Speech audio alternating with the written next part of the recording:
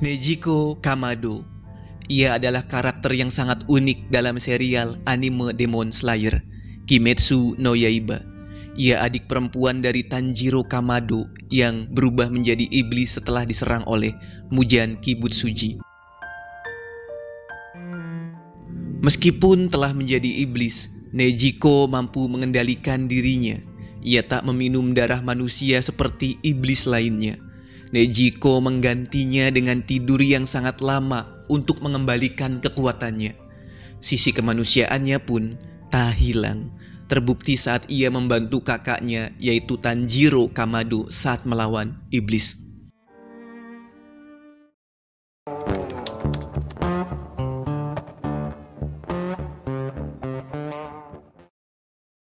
Selamat datang di Filsafat Rindu.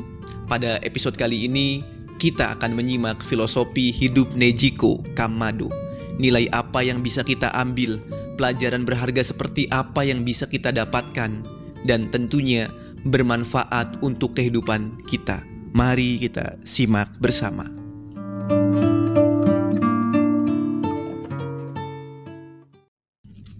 Nejiko Kamado, anak perempuan yang mungil, manis, perhatian, dan cerdas. Rambutnya dihiasi oleh pita merah muda yang membuatnya terlihat lebih manis. Ia bahkan sangat perhatian, selalu memikirkan orang lain terlebih dahulu sebelum ia memikirkan dirinya sendiri. Namun, saat Nejiko berumur 12 tahun, semua keluarganya dibantai kecuali Tanjiro, sang kakak yang sedang pergi. Nejiko Kamado pun diubah menjadi iblis oleh Mugen Kibutsuji. Dan inilah awal perjalanan hidupnya. Saat Tanjiro Kamado kembali pulang dari kepergiannya, ia sangat terpukul melihat semua keluarganya dibantai. Tapi saat menyadari Nejiko adiknya masih hidup, ia memiliki harapan dan berpetualang mencari obat untuk sang adik. Setelah menjadi iblis, awalnya Nejiko tidak bisa dikendalikan. Bahkan ia menyerang kakaknya, ia kehilangan banyak ingatan tentang dirinya sebagai manusia. Namun akhirnya Nejiko dapat mengingat siapa dirinya. Pada saat itu, datanglah seseorang bernama Tomioka Gyu, seseorang yang dijuluki pilar air. Gyu melihat Nejiko sebagai iblis yang mungkin berbahaya dan ia berusaha menangkapnya. Sebelum Gyu menangkap Nejiko, ia juga melumpuhkan kakaknya. Tapi mendadak Nejiko melindungi sang kakak dan menyerang Gyu. Ini sangat mengejutkan. Di scene ini mungkin bisa kita ambil pelajaran bahwa bagaimanapun karakter seseorang, sekalipun karakternya dikatakan sebagai karakter iblis, ia akan tetap memiliki naluri melindungi keluarganya. Nezukoは違うんだ。こいつらは何か違うのかもしれない。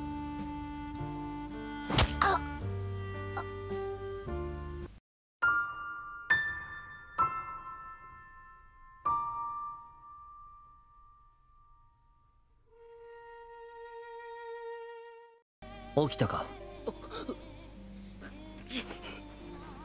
さぎり山の麓に住んでいる鱗滝左近寺という老人を訪ねろ。富岡義勇に言われてきたと言え。今は日が差していないから大丈夫なようだが、妹を太陽のもとに連れ出すなよ。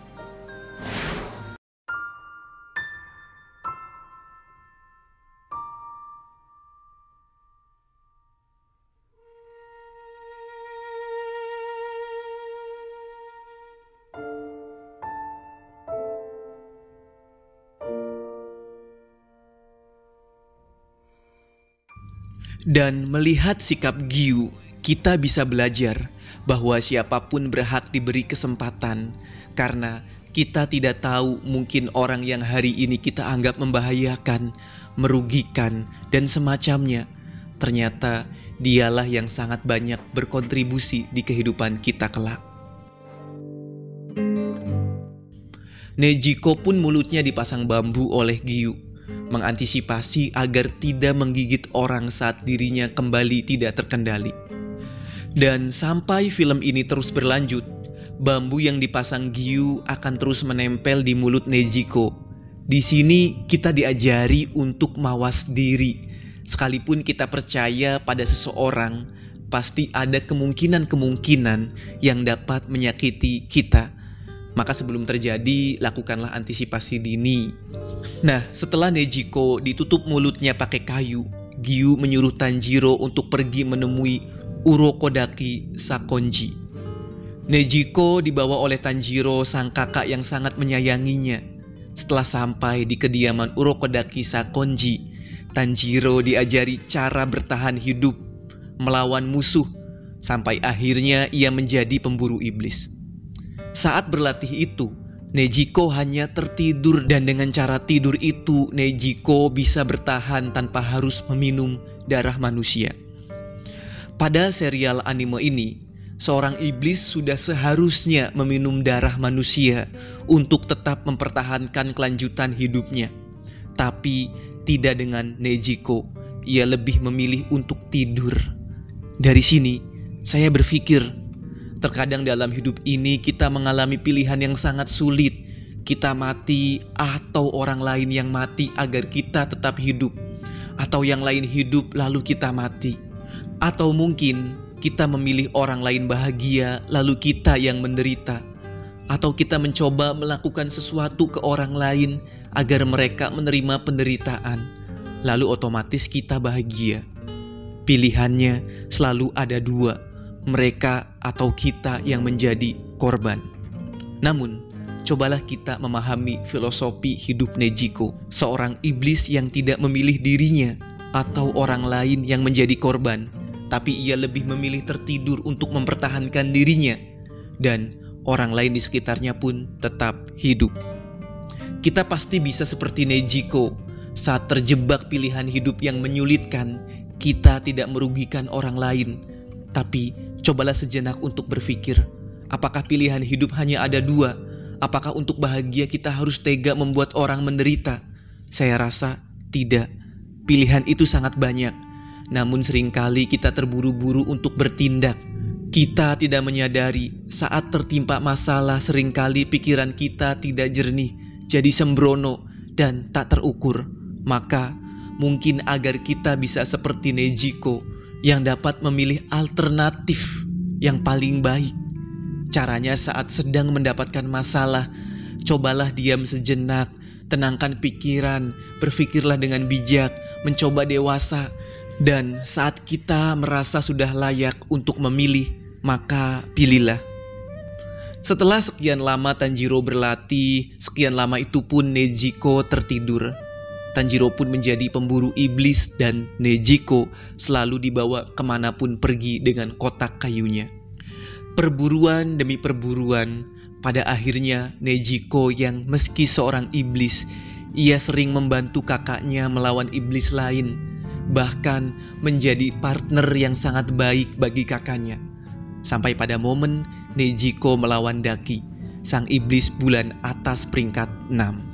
Nejiko sangat besar perannya membantu Tanjiro dan teman-temannya. Di situ kita bisa melihat betapa hebatnya Nejiko. Nah, setelah Daki dikalahkan, ada momen yang amat mengharukan. Nejiko menangis saat hampir tidak bisa menahan dirinya untuk tidak menghisap darah manusia.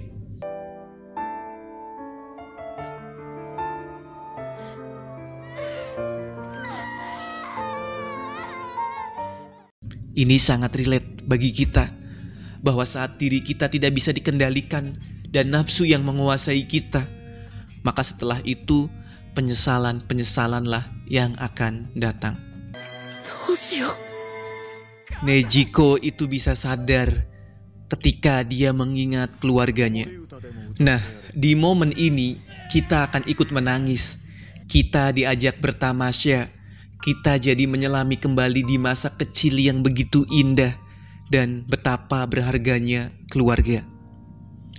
Cobalah teman-teman, saat kita sedang tidak terkendali, saat kita terjebak di kehidupan yang mungkin salah, saat lelah dan mulai ingin menyerah, ingatlah keluargamu.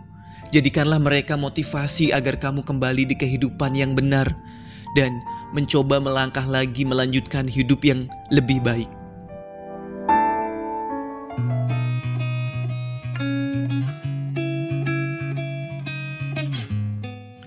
Setelah perjuangan yang amat panjang, penderitaan demi penderitaan yang dilaluinya, akhirnya Nejiko pun berhasil diobati dan kembali menjadi manusia.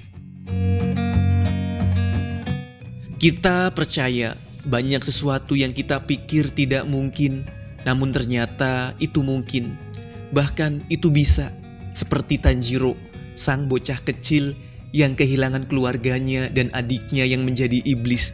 Lalu ia menjadi pemburu iblis, mengembara kemana saja untuk menyembuhkan adiknya, dan ia berhasil. Cukup sekian konten dari saya, jangan lupa ikuti dan subscribe. Terima kasih.